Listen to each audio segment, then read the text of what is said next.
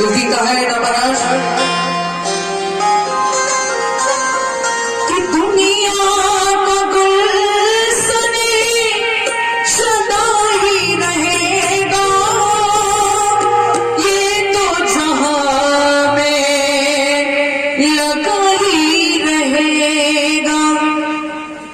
आना किसी का जग में, आना किसी का जग में, जाना किसी का नहीं चाहिए, दिल दुखाना किसी।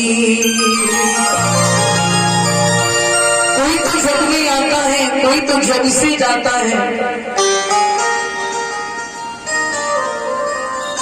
जब आपका वक्त आ गया तो लाख कोशिश करो महाराज, लाख बहाने बनाओ, लेकिन अब भगवान के दरबार से आपका इनविटेशन पत्र आ गया, आपकी टिकट कट चुकी है, तो लाख कोशिश करने के बाद भी आप रुक नहीं सकते हैं।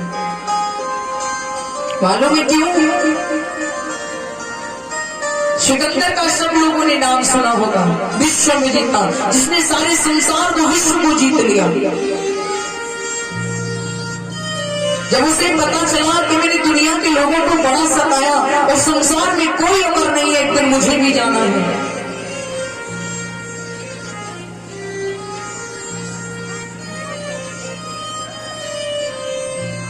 सिकंदर का एक वैद्य था, जब सिकंदर बीमार पड़ा है तो सिकंदर का एक वैद्य जिसका नाम था लुकमान,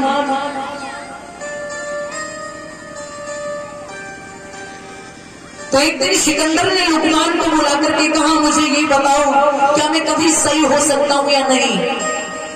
लुकमान ने कहा कि हे सिकंदर, अब तुम सही नहीं, तुम्हारा वक्त आ चुका है, अब तुम्हें दुनिया में कोई बचाने वाला नहीं है। जब सिकंदर ने सुना कि मैं मरने वाला हूं,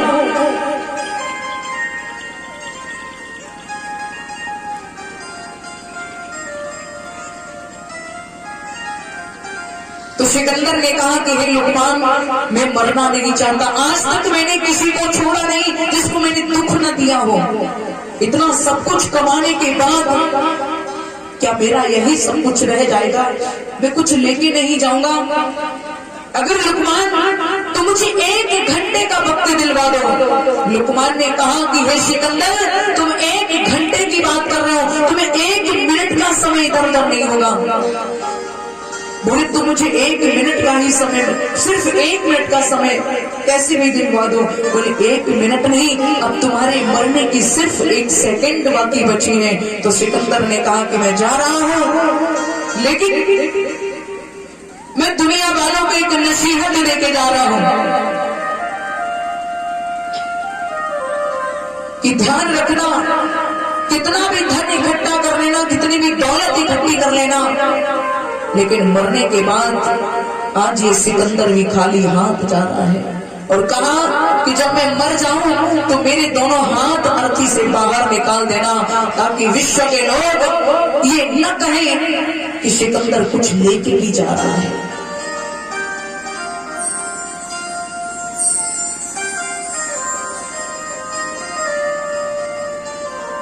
सबके गुण अपनी हमेशा गलतियां देखा करें, जिंदगी की हूबहू तुम झलकियां देखा करें। आदवोचे गर सिकंदर, साथ ही तुमको गुरु अभिमान। अगर तुम्हें सिकंदर जैसा अभिमान हो जाए कि मैं विश्व विजेता हूँ, मैं बहुत पैसे वाला हूँ, मैं बड़ा धनवान हूँ, धनाढ्य हूँ, एक बार सिकंदर को याद कर लेना। आदवोचे गर सिकंदर, साथ ही तुमको गुरु, खाली हाथों आते जाते अर्थियां देखा करें, जिंदगी की हूबहू तुम झलकियां देखा करें। तो जो जगत में आया उसे जाना है।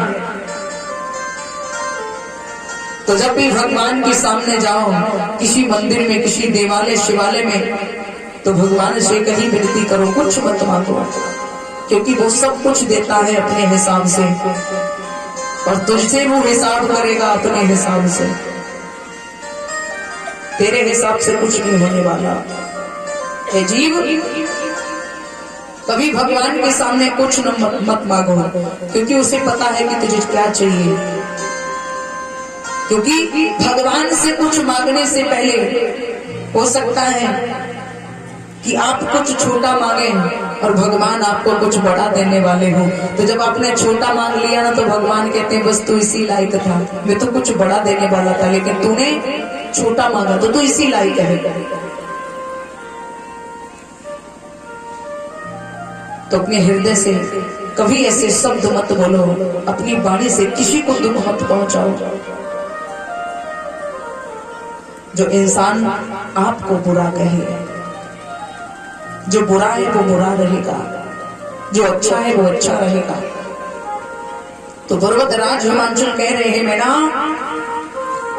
मेरी बेटी की किस्मत में जैसा पति है वैसा ही मिलेगा। लाख कोशिश करने के बाद भी हम इसको नहीं बदल सकते।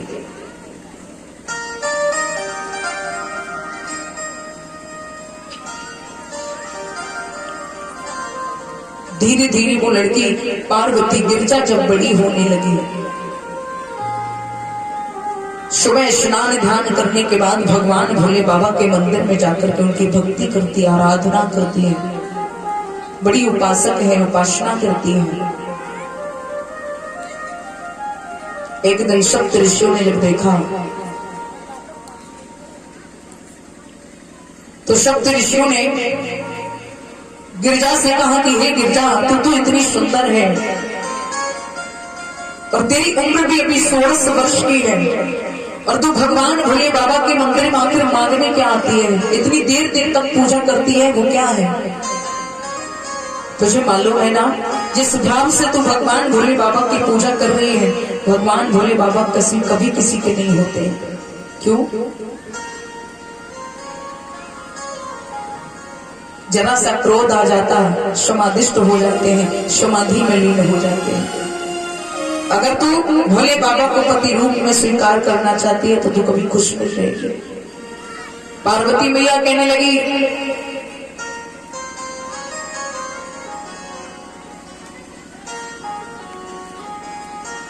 कि हे ऋषियों, ये सब कुछ कहने का अधिकार तुम्हें किसने दिया है? भोले बाबा मेरे हैं और मैं उनकी हूँ। चाह करके भी मेरे भोले बाबा से मुझे कोई अलग नहीं कर सकता, कोई जुदा नहीं कर सकता। लेकिन जो शब्द तुमने मुझसे कहा वो कभी किसी से मत कहना।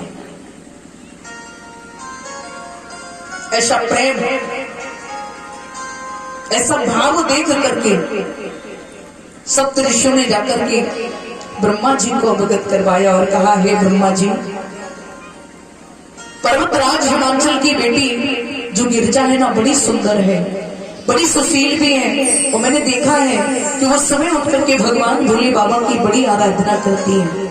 और मैं चाहता हूं कि अगर ऐसा कुछ है तो गिरजा का विवाह भगवान भोले बाबा के संग में करवा दिया जाए। अब ब्रह्मा जी के पास में जब ये बात पहुंची तो धीरे धीरे ब्रह्मा जी ने उस बात को सबको फैला दिया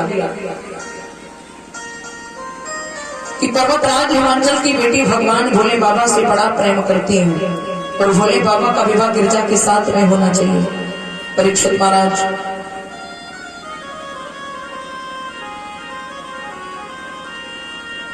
जब समय धीरे धीरे व्यतीत होने लगा, लेकिन देवताओं ने कहा भाई अभी तो भगवान भोले बाबा समाधिष्ट हैं, समाधि में हैं, अब पता नहीं भोले बाबा कब समाधि को खोलेंगे, तब जाकर के भगवान भोले बाबा की शादी होगी।